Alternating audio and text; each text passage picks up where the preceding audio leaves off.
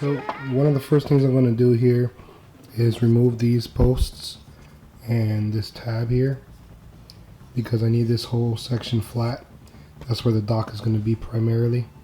So I'm going to shave that all down now and get it nice and ready for the dock. Also this one over here as well, and this tab. All this needs to be removed flat.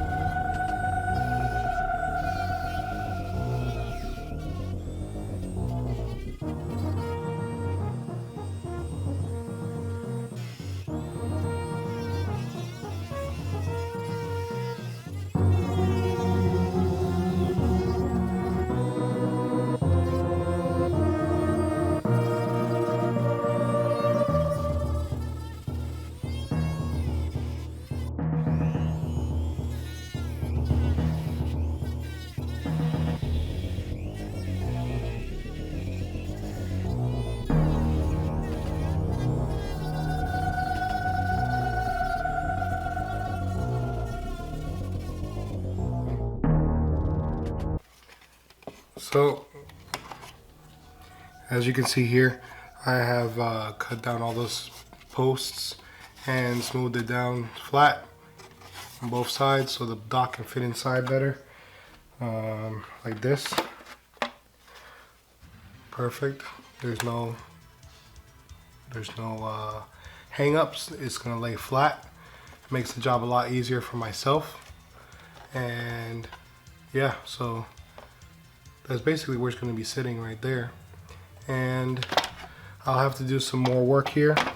The metal bar inside this hinge here, let me show you really quickly. So this metal bar in this hinge here is going to be hitting the dock if I want to still utilize this eject. And I can't put it inside or cut it too short, because then if it falls out, it's gonna fall out the other side, just like that. So what I'm gonna do is I'm gonna cut the bar a little short at the L right here, and I'm also gonna adhere it with some epoxy and glue, and then that way it won't move out of there. The only problem with that is it's gonna become permanent, which is not a problem for me as long as it works. I'm still trying to utilize this. If not, and I can't utilize this, this will just be glued in the eject position, and or maybe I'll just leave it up. You can push it up and down, but it won't actually do anything. Either way, I still want to see if I could keep it to where it's actually functional.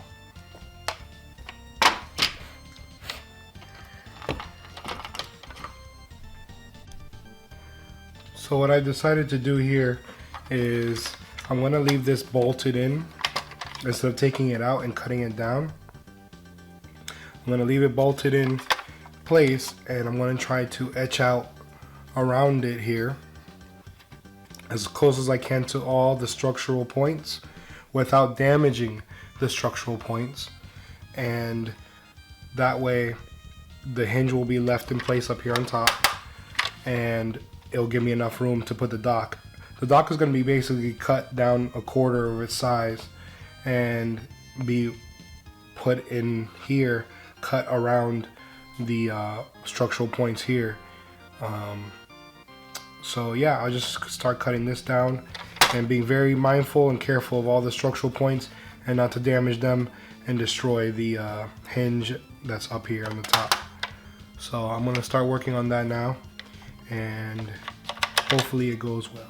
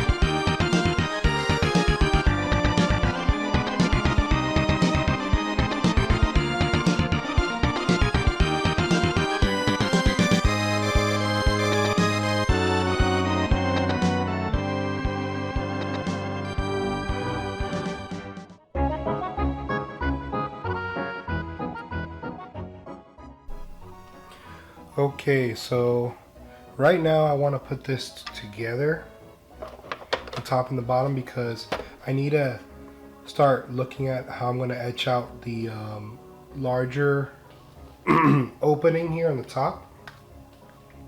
This little flap needs to be wider, of course, obviously, because it's not going to fit. So I'm going to try to line it up. I've noticed that the edge of the speakers at the bottom of the Switch tablet perfectly line up with the natural lines on the Super Nintendo.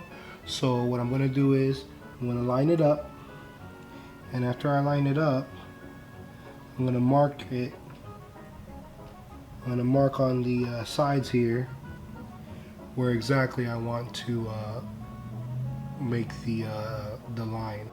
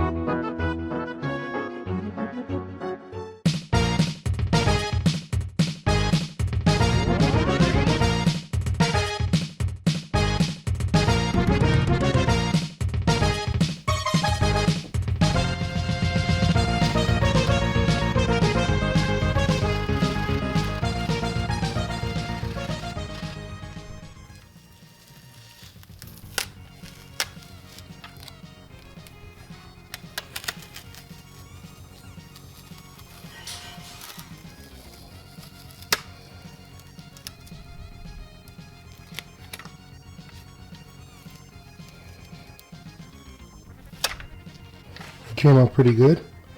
I have to erase these pencil marks that I made, but right there you'll see it opens right up, allowing enough space for the Switch dock to go, the Switch tablet to go through. And under here you'll see everything's cleaned up, nice. I glued those little tabs on the side. It was a little pain in the ass, but I glued them to the flap here so they all go in one piece, one motion.